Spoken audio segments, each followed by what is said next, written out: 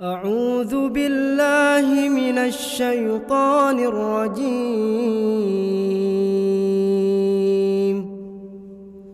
بسم الله الرحمن الرحيم.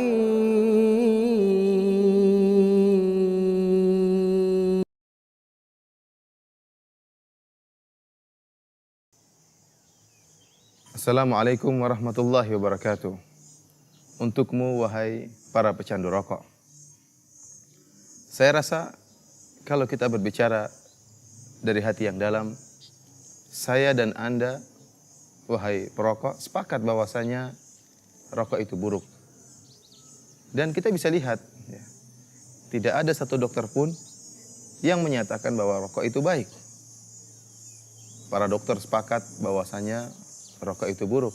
Meskipun di antara mereka juga banyak yang merokok. Demikian pula kita melihat iklan-iklan yang terpajang dengan begitu megahnya, begitu besarnya di tengah-tengah jalan tentang rokok, terkadang memajang gambar orang-orang yang hebat, yang seakan-akan bertubuh sehat, padahal iklannya iklan rokok. Namun kalau kita lihat ternyata di bawah iklan tersebut ada tulisan yang meskipun ditulis sangat kecil namun masih bisa terbaca. Peringatan pemerintah bahwasanya rokok bisa mengakibatkan demikian dan demikian, mengganggu janin, mandul dan lain sebagainya. Oleh karena saya katakan, Anda sang perokok pun tahu akan hal ini. Hati kecil Anda tahu bahwasanya rokok itu buruk, namun Anda tidak kuasa untuk meninggalkannya. Oleh karenanya, kalau kita berbicara tentang hukum rokok, jelas bahwasanya hukum rokok itu tidak diperbolehkan. Allah Subhanahu wa taala menyebutkan dalam Al-Qur'an tentang sifat Nabi Muhammad sallallahu alaihi wasallam, nabi kita yang sangat kita cintai, wa yuharrimu alaihimul khaba'ith, bahwasanya Nabi Muhammad sallallahu alaihi wasallam mengharamkan perkara-perkara yang buruk. Dan kita sepakat rokok adalah perkara yang buruk. Betapa banyak racun yang terdapat dalam rokok tersebut. Ingatlah wahai para perokok, Allah Subhanahu wa taala sayang dengan kita. Allah tidak suka jika kita merusak tubuh kita. Allah Subhanahu wa taala berfirman, "Wala taqtulu anfusakum, innallaha kana bikum rahima." Janganlah kalian membunuh diri kalian, sungguhnya Allah Subhanahu wa taala sayang kepada kalian. Jasad kita ini amanah. Tidak boleh kita rusak sembarangan. Jasad kita ini akan dimintai pertanggungjawaban oleh Allah Subhanahu wa taala di akhirat kelak. Seorang tidak boleh karena merasa mentang-mentang ini jasad dia, tubuh dia, lantas dia merusak tubuhnya, dia memotong tubuhnya, diharamkan dalam syariat Islam. Oleh karenanya, tatkala Nabi sallallahu alaihi wasallam berbicara tentang hukum orang yang merusak tubuhnya, kata Nabi sallallahu alaihi wasallam, "Man qatala nafsahu bihadidatin fahididatuhu biyadihi yaja'u bihi batnahu yaumal qiyamah." Barang siapa yang membunuh dirinya dengan sebilah atau sebuah besi yang tajam, maka di hari kiamat kelak dia akan memegang besi tersebut, kemudian dia tusuk-tusukan besi tersebut di perutnya pada hari kiamat kelak. Demikian juga barang siapa yang man qatala nafsahu bisum, barang siapa yang membunuh dirinya dengan racun, maka pada hari kiamat kelak yatahassahu, maka dia akan minum racun tersebut pada kiamat, disiksa oleh Allah Subhanahu wa taala dengan mengkonsumsi racun tersebut di akhirat kelak. Oleh karenanya, tidak boleh kita merusak diri kita. Dan terbukti ternyata banyak orang yang meninggal dunia diakibatkan penyakit kanker yang disebabkan karena mengkonsumsi rokok. Oleh karenanya tidak perlu kita ragu tentang haramnya hukum rokok. Buktinya tidak seorang pun yang tatkala merokok dari dalam hatinya, dari naluri hatinya yang paling dalam, kemudian tatkala dia merokok dia mengatakan bismillah. Tidak ada. Dia malu untuk mengucapkan bismillah. Dia malu kepada Allah Subhanahu wa taala, dia malu kepada para malaikat. Dan tidak ada seorang pun tatkala merokok, setelah merokok dia mengucapkan alhamdulillah. Tidak ada. Kita memakan makanan halal apapun, kita mengucapkan bismillah. Bahkan permen yang kita isap, yang kita makan, kita mengucapkan bismillah. Dan selesai kita makan, kita mengucapkan alhamdulillah.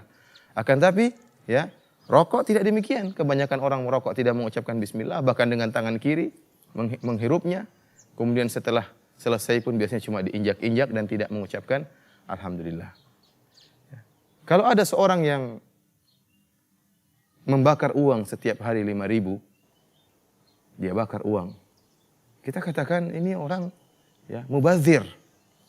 Kenapa dia bakar uangnya? Pada hakikatnya merokok pun demikian.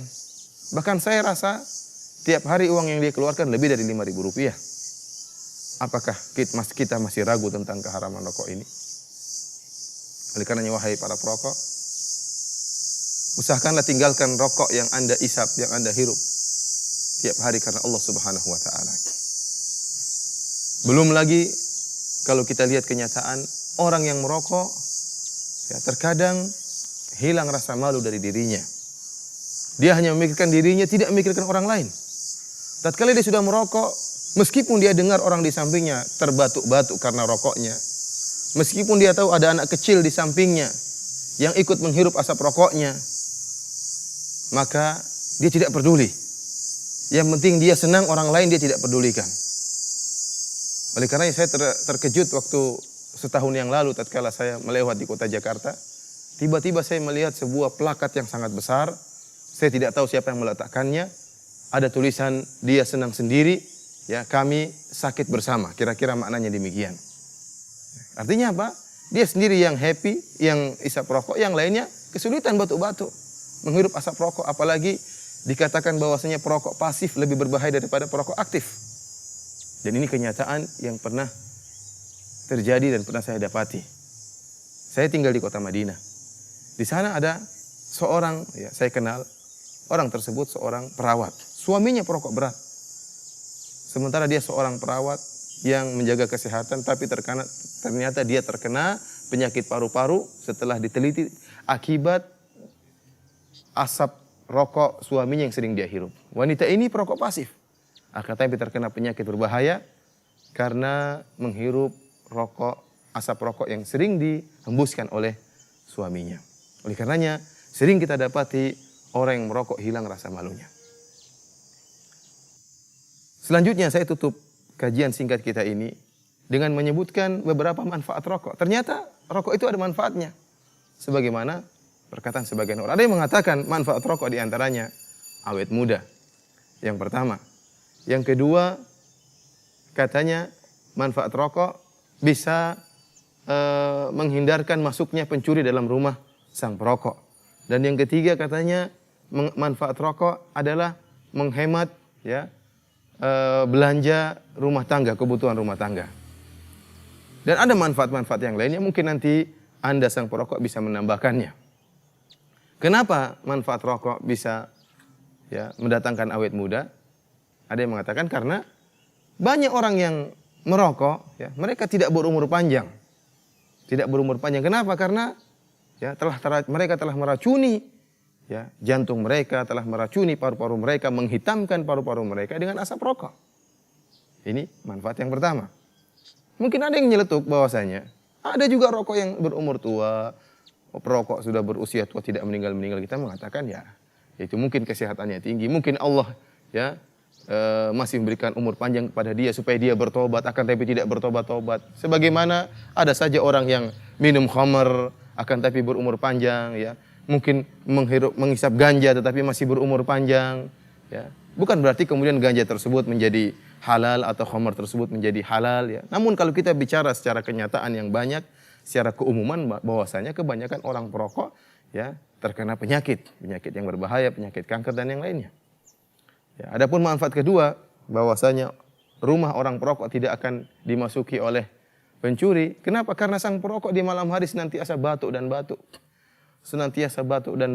Sehingga seorang pencuri kalau masuk ke rumah dia mikir-mikir. Akhirnya dia pun tidak masuk rumah tersebut karena mendengar sang perokok sedang batuk-batuk dan dia tahu bahwasanya sang perokok tidak sedang tidur, alias tidak bisa tidur. Dan yang ketiga di antara manfaat rokok adalah menghemat belanja rumah tangga. Kenapa? Karena uang sudah habis, tidak bisa beli banyak-banyak untuk kebutuhan rumah tangga. Uang sudah habis digunakan untuk beli rokok. Karena untuk rokok tiap hari sudah harus ada budget khusus untuk beli rokok. Entah sekian ribu khusus untuk beli rokok. Kalau digabungkan sampai sebulan tentu jumlah yang banyak. Terutama kebanyakan para perokok, ya kita lihat banyak para perokok, orang-orang miskin.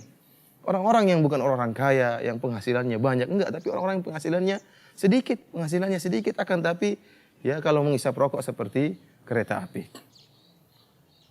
Wahai para perokok, berusahalah untuk kembali kepada Allah Subhanahu wa taala, tinggalkan rokokmu karena Allah Subhanahu wa taala niscaya Allah akan berikan secercah iman dalam hatimu dan menambahkan ketakwaanmu, dan semoga Allah menambahkan rizkimu karena kau telah meninggalkan sesuatu karena Allah Subhanahu wa taala.